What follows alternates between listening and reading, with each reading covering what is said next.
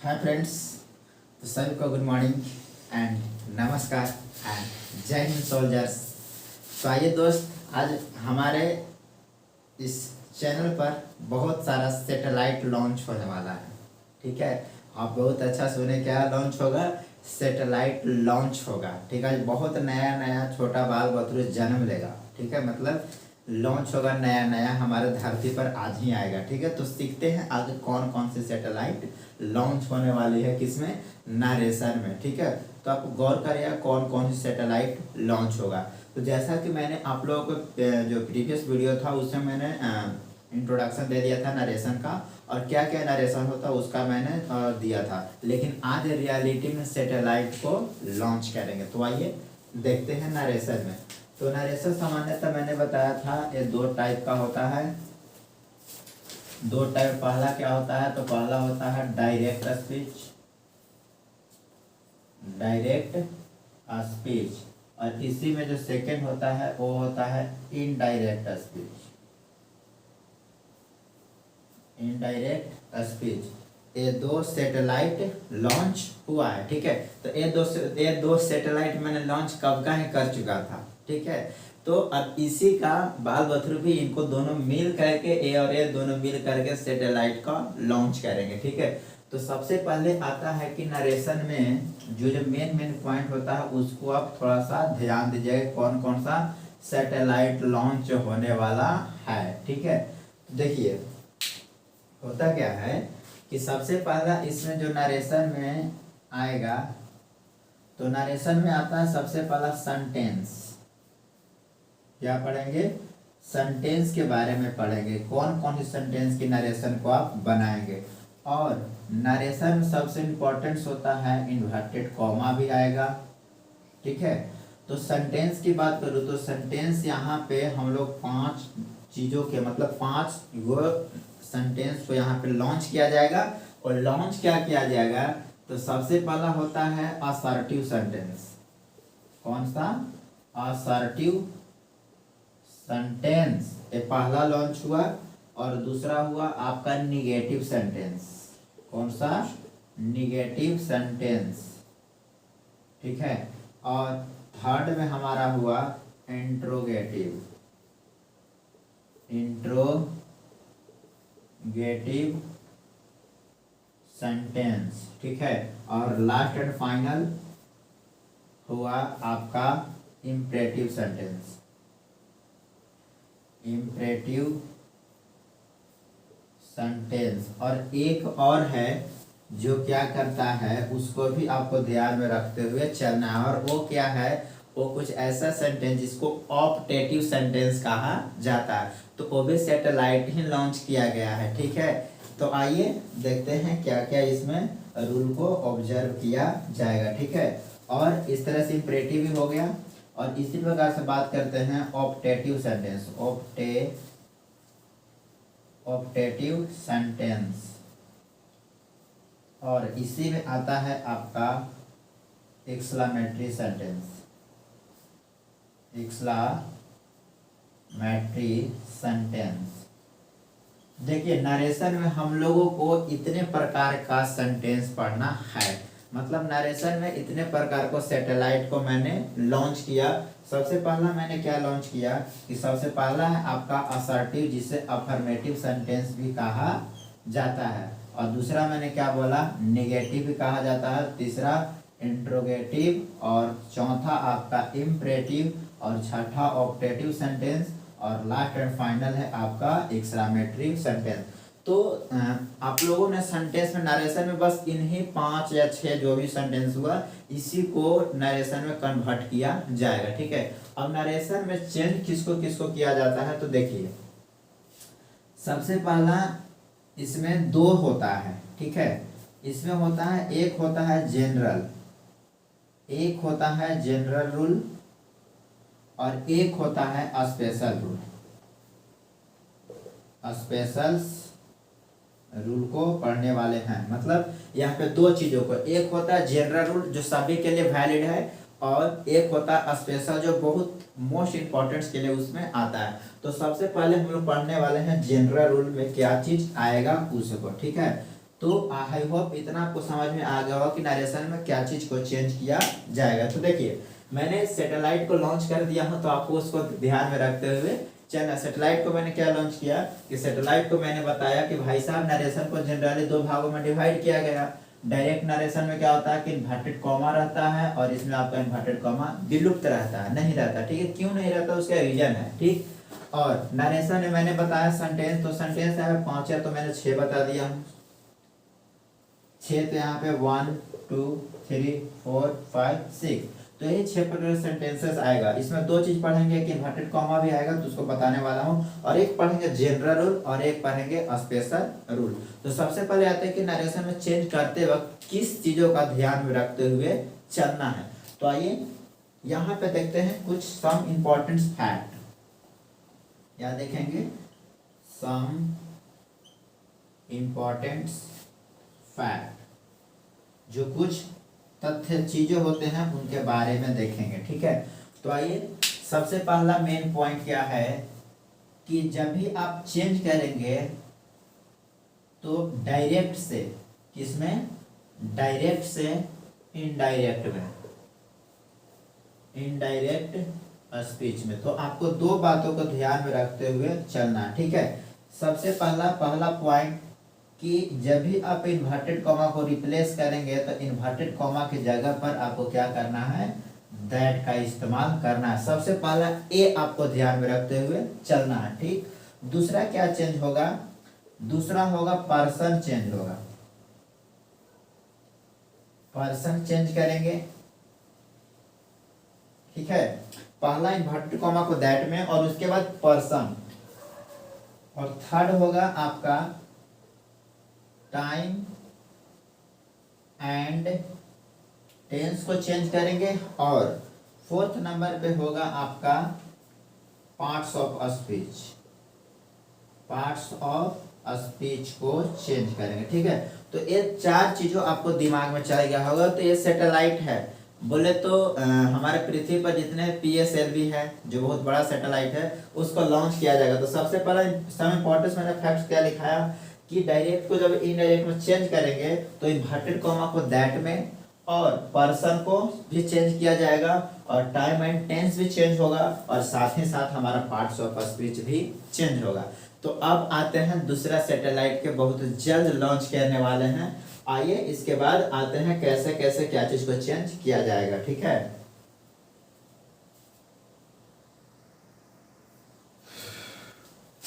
तो आइए अब देखते हैं फिर से चेंज करने का कुछ मोस्ट इम्पॉर्टेंट, ठीक है। तो सबसे पहला कुछ मैं यहाँ पे, उससे पहले रूल कहें या ट्रिक कहें, ठीक है। तो इसको हम लोग समझेंगे रूल से भी और ट्रिक से भी समझेंगे क्या चीज इसे कहा जाएगा, ठीक है। तो सबसे पहला इसमें क्या होता है कि कुछ जो होगा आपका सब्जेक्टिव केस होता है। बारीकी से समझिएगा, मेन हमारा यही है। अगर ये समझ गए आपका नरेशन खत्म।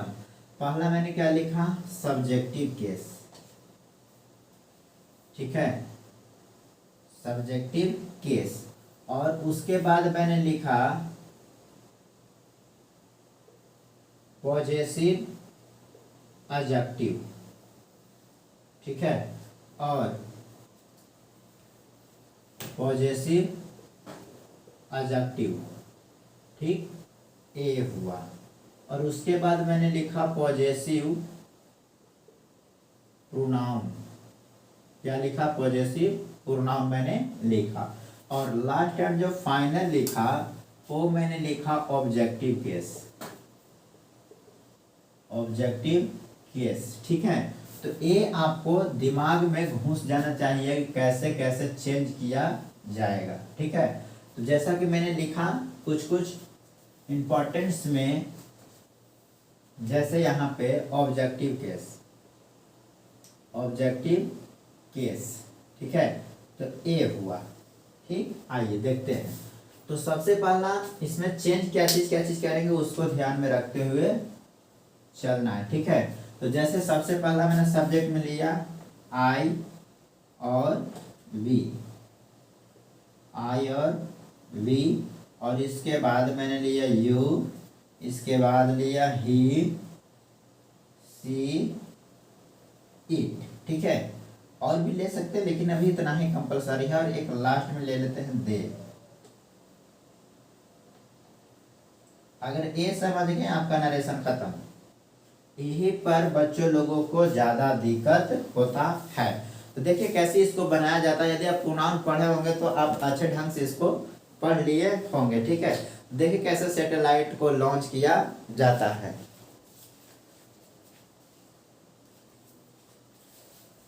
चलिए देखिए यहाँ पे क्या होगा कि आई और वी को क्या कहते हैं, तो आई और वी को फर्स्ट पर्सन कहते हैं। क्या कहते हैं, आई और वी को फर्स्ट पर्सन। और यू को कहते हैं सेकेंड पर्सन। और जो भी हमारे पास बच गए हैं चाचा चाची मामा मामी, इन सभी थर्ड पर्सन में आते हैं। लेकिन जो मम्मी और पापा होते हैं वो हमेशा फर्स्ट पर्सन में आते हैं। और मम्मी पापा के बाद आते हैं भाई साहब। तो और वो कितने नंबर पर, सेकेंड नंबर पर। बाकी सब जितने भी हैं सब थर्ड नंबर पे आएंगे। तो देखिए आई और वी, आई हमारा माता, वी हमारा पिता। तो आई और वी को हमेशा फर्स्ट लेवल पे रखते हैं, ठीक है। और जो भी आता है और उससे नीचे वजह से उनका पुत्र हो गया तो पुत्र उसका किस लेवल पर, सेकेंड लेवल पर। और उसका पुत्र हो गया थर्ड लेवल पर, ठीक है। तो इस तरह से धीरे धीरे क्या होगा, चेंज होगा, ठीक है। तो देखिए इन सभी जितने ही बच गया तो इसको बोल देंगे क्या चीज, थर्ड पर्सन, थर्ड पर्सन, ठीक है। तो आइए देखते हैं सबसे पहले पॉजेसिव एडजेक्टिव। तो पॉजेसिव एडजेक्टिव आई का क्या होता है, माई। और वी का होता है आवर। यू का क्या होता है, योवर। और ही का क्या होता है, तो हिज भी होता है। और हिज ही आप लिखें। और इसका क्या होता है, हर होता है। और ईट का तो इट। और दे का दियर होता है, ठीक। तो एक किसमें हो गया पॉजेसिव एडजेक्टिव में दियस होता है, ठीक है। तो ये हुआ। और हालांकि ये होता भी है, न भी होता है रेयर केस में, ठीक। और आई को पॉजेसिव प्रोनाउन में क्या होगा, माइन हो जाएगा। और आवर को आवर्स हो जाएगा, ठीक है। और योवर को योर्स हो जाएगा। और हिज को तो हिज ही रहेगा। लेकिन यहाँ पे हर को हर्स में चेंज कर दिया जाएगा, ठीक है। तो ये भी ध्यान में रखना है। और इट को इट्स में। और दियर को दियर्स हो जाएगा, ठीक। तो ये भी आपको ध्यान में रखना है। और आई का ऑब्जेक्टिव केस मी। और वी का अस। और ये देख लें। तो ये देखिए यहाँ पे कुछ मैंने इस प्रकार से लिखा। और हिज का क्या होता है, हिज ही होता है। और हर सॉरी ही का होता है हिम, तो यहाँ पे हिम डालेंगे। और हर का तो हर ही होता है। और ऑब्जेक्टिव केस ईट का तो ईट ही होता है। और दे का क्या होता है, देम होता है, ठीक है। तो देखिए यहाँ पे थोड़ा सा आप लोगों का सस्पेंशन होगा। यहाँ पे इस वाला रो में ये होता भी है, ना भी होता। लेकिन आप यहाँ पे इसको ना माने, ठीक है। इसको नहीं होता, ठीक है। लेकिन आई और वी को फर्स्ट पर्सन में रखेंगे। ये बात आप दम दिमाग में घुसा लीजिए। गुरुदेव फेफड़े सब कुछ में घुसा लीजिए, चमड़ा चमड़ी सब में। ये आपको ध्यान में रखते हुए चलते हुए चलना है। तो ये हुआ हमारा main table, most important table है जो आपके एग्जाम के लिए और नरेशन को कन्वर्ट करने के लिए, कैसे नरेशन को सैटेलाइट के द्वारा लॉन्च किया जाता है और कैसे इसका निचोड़ है, यही हमारा मेन टेबल है। अगर इसको समझ गए आधा काम फिनिश हो गया, ठीक है। तो अब ध्यान में रखिएगा, एक बार फिर से मैं बताता हूँ कि माई और वावर को, आई और वी को फर्स्ट पर्सन और योर को सेकंड पर्सन, बाकी सब जितने ही बच गया वो थर्ड पर्सन के अंतर्गत आएगा। अब यहाँ पे देखिए कुछ इंपॉर्टेंट्स मैं लिखता हूँ, जैसे सेज टू, ठीक है, चेंज करने के लिए, ठीक। सेज टू आया और से टू आया। तो टू के अगर आएगा तो यहाँ से आपको क्या कर देना है कि सेज को हो जाएगा टेल्स में और से के हो जाएगा टेल में। तो ये भी ध्यान में रखते हुए चलना है। और इस सेज के बाद कोई कॉमन मतलब टू नहीं आया तो सेज जैसे है जैसे रह जाएगा। और से के बाद भी यदि टू नहीं आया तो ये से का से ही रह जाएगा। तो ये दो बातों को आपको ध्यान में रखते हुए चलना है, ठीक है। तो देखिए यहाँ से आपका एनडीए में क्वेश्चन इस बार पूछा गया था।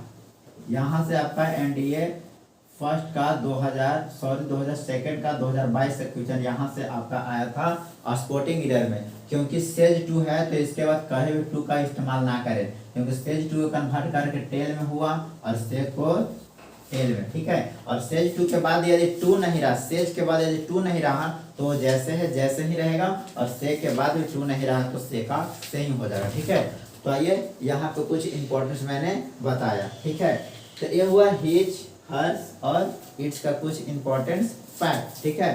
तो देखिए यहाँ पे क्या होगा कि और भी कुछ पॉइंट एक बार फिर से बता देता हूँ। यहाँ पर इन्वर्टेड कॉमा को रिप्लेस कर रहे हैं किसमें, दैट में। यदि ये समझ गए होंगे तो अब आते हैं सिंपल एग्जाम्पल पर। सिंपल एग्जाम्पल जो मैंने लिखा था जनरल रूल, और उसी को पढ़ेंगे। तो आइए फिर से एक टेबल को देखिए जरा सा, यहाँ पर वाला टेबल को ईट का कंडीशन जरा सा ध्यान में दीजिएगा, ठीक है। ये जो ईट का कंडीशन है ये बहुत लोगों को कंफ्यूज करता है, ठीक है।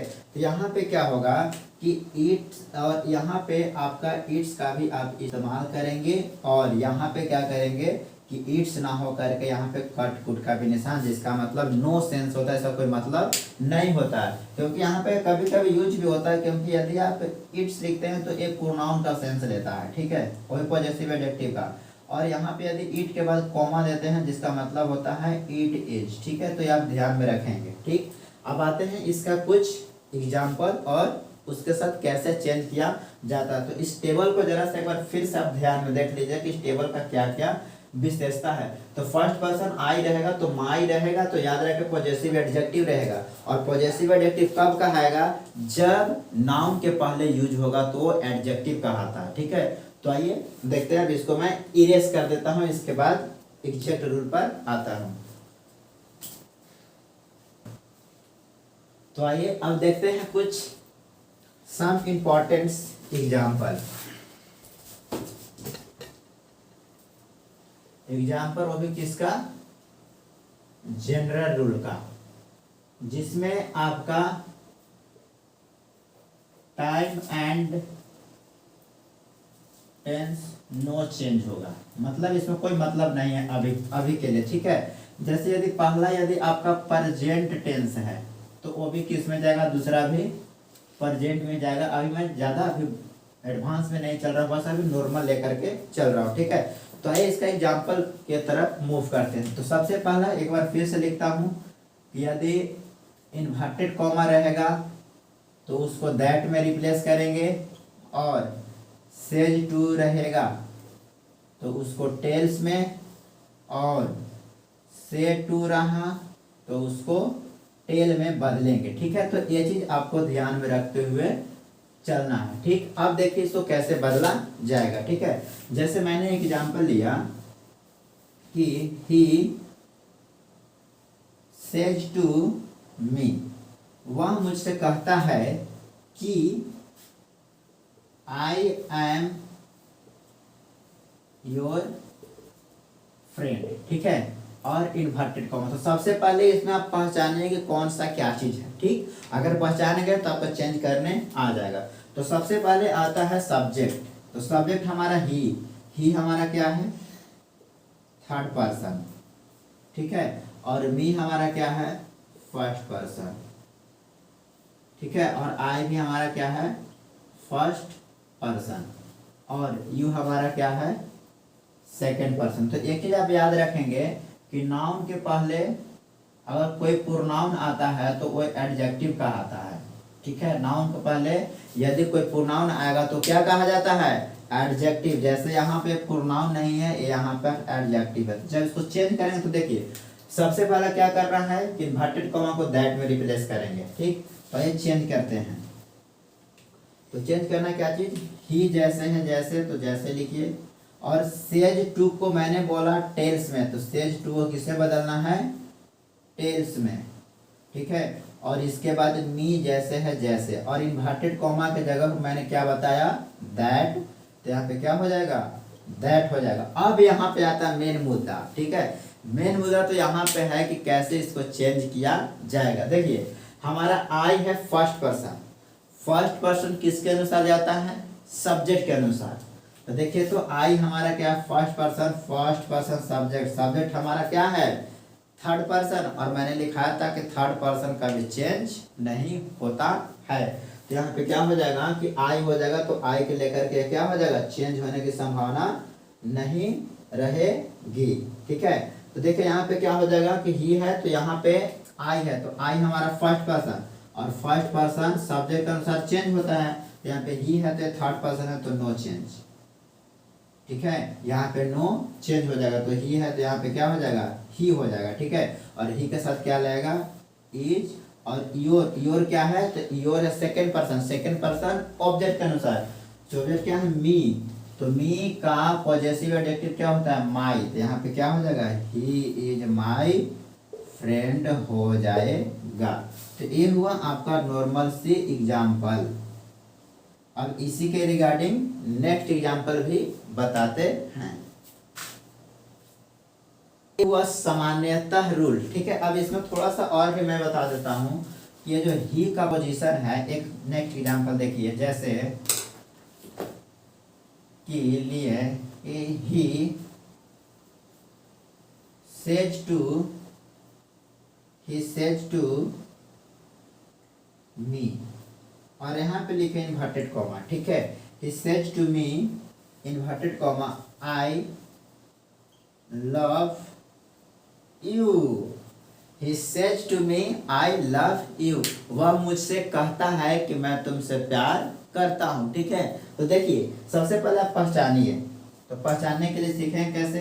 तो ही हमारा क्या है, ए हमारा सब्जेक्ट, ठीक, और मी हमारा क्या है, ऑब्जेक्ट, और सेज हमारा क्या है, वर्ब। ठीक है, और आई हमारा क्या है, तो यहाँ पे सब्जेक्ट है, और यू हमारा क्या है, ऑब्जेक्ट है, और लव हमारा क्या है, वर्ब। अगर इतना अगर पहचानने आ गया तो आपका आधा काम फिनिश हो गया। ठीक है, अब देखिए कि मैंने क्या लिखाया था कि सेज टू को बदलना है किसमें, टेल्स में। तो यहाँ देखिए, तो टेल्स में बदलिए, तो क्या हो जाएगा, ही टेल्स, और टू तो खत्म हो गया, और मी जैसे है जैसे लिख दीजिए।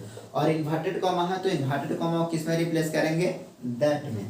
तो इन्वर्टेड कॉमा को रिप्लेस करेंगे दैट में, और आई हमारा first person, first person subject के अनुसार। देखिए ये फर्स्ट पर्सन है सब्जेक्ट के अनुसार, मैंने फार्मूला लिखा था 1 2 3 एस ओ एन, ये फार्मूला था। आपका नरेशन सीखना है तो इसको आपको याद में रखना पड़ेगा। ठीक है, तो जैसे मैंने बताया कि फर्स्ट पर्सन, यहाँ फर्स्ट पर्सन है तो फर्स्ट पर्सन सब्जेक्ट के अनुसार, तो फर्स्ट पर्सन सब्जेक्ट। देखिए तो फर्स्ट पर्सन ए हुआ, सब्जेक्ट हमारा क्या हुआ, ही, तो ही है थर्ड पर्सन, और थर्ड पर्सन मैंने क्या लिखा है कि एन से होता है नो चेंज, इसको चेंज नहीं होगा, ही का ही रहेगा। ठीक, और इसके बाद देखिए लव प्रेजेंट टेंस में है, तो ही हमारा सिंगुलर है, ही हमारा कैसा है, ये सिंगुलर है, तो वर्ब भी कैसा आएगा, सिंगुलर, यानी लव्स हो जाएगा।